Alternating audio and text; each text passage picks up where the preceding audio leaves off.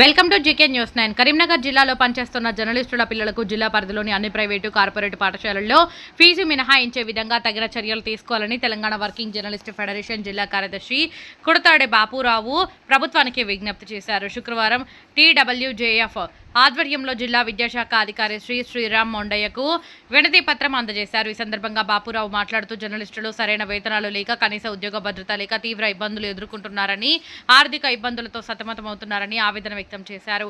అనేక మంది జర్నలిస్టులు విద్యార్థుల ఫీజులు చెల్లించలేని పరిస్థితిలో ఉన్నారన్నారు. జిల్లాలో అనేక మంది విలేకరులు జర్నలిజంలో నిబద్ధతతో పనిచేస్తున్నారన్నారు. ఈ పరిస్థితుల్లో గుర్తింపు పొందిన జర్నలిస్టు పిల్లలకు జిల్లాలోని అన్ని ప్రైవేటు కార్పొరేట్ పాఠశాలల్లో విద్యా ఫీజు మినహాయింపు కల్పించాలని కోరారు. ఈ కార్యక్రమంలో TWJF జిల్లా ఉపాధ్యక్షుడు నల్గొండ సత్తయ్య, కొమ్ము గణేష్, జిల్లా సహాయ కార్యదర్శి CH శంకర్, జర్నలిస్టు నాయకులు Gautam, G Naresh, Sudarshan Reddy, R Shankar Reddy, G Kiran, Dixit, Tirupati, M Satish, A Anil తదితరులు పాల్గొన్నారు. వర్ధిల్లాలి వర్ధిల్లాలి వర్ధిల్లాలి లైక్యత లైక్యత లైక్యత వర్ధిల్లాలి వర్ధిల్లాలి లైక్యత లైక్యత వర్ధిల్లాలి వర్ధిల్లాలి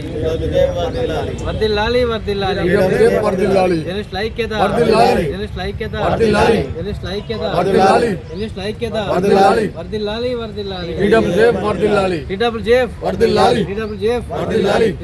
వర్ధిల్లాలి నా పేరు Bapurao, Telangana working journalist federation Karimnagar జిల్లా కార్యదర్శి.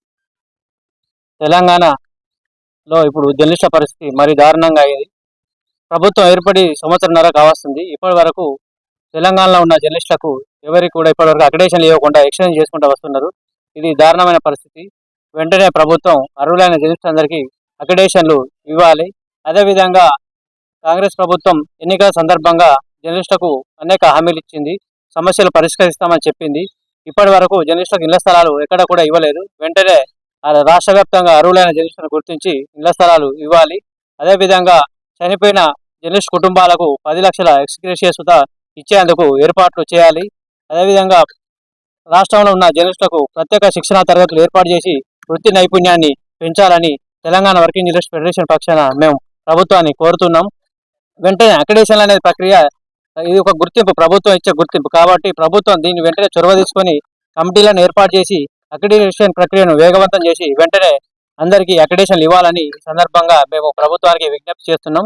అదేవిధంగా ఇళ్ల స్థలాలు అనేది చాలా మంది జర్నలిస్టు కిరాయి ఇళ్లలో ఉంటూ అద్దెలు చెల్లించలేక చాలి వేతనాలతో చాలా ఇబ్బందులు పడుతున్నారు. ప్రభుత్వం దీన్ని గుర్తించి జర్నలిస్టులకు వెంటనే ఇళ్ల స్థలాలు ఇవ్వాలని కోరుతున్నాం. ఈరోజు తెలంగాణ వర్కింగ్ జర్నలిస్ట్ ఫెడరేషన్ సభ్యులందరికీ గుర్తింపు కార్డులు ఇవ్వడం జరిగింది. అదేవిధంగా జిల్లాలో ఉన్న జర్నలిస్టు పిల్లలకు ఉచిత విద్యను ఇవ్వాలని జిల్లా విద్యాశాఖ అధికారి గారికి వినతి పత్రం ఇవ్వడం జరిగింది. అదేవిధంగా ప్రభుత్వం రాష్ట్రంలో ఉన్న డిజిటల్ మీడియాను గుర్తించి దానికి ఒక ప్రత్యేక పాలసీని రూపొందించాలి. వారికి ఇతర మీడియాతో పాటు వారికి కూడా అన్ని సౌకర్యాలు కల్పించాలని తెలంగాణ వర్కింగ్ జర్నలిస్ట్ ఫెడరేషన్ పక్షాన మేము ప్రభుత్వాన్ని కోరుతా ఉన్నాం. Hi, this is Neha Shetty. Please subscribe to GK News. Hi everybody, subscribe to GK News.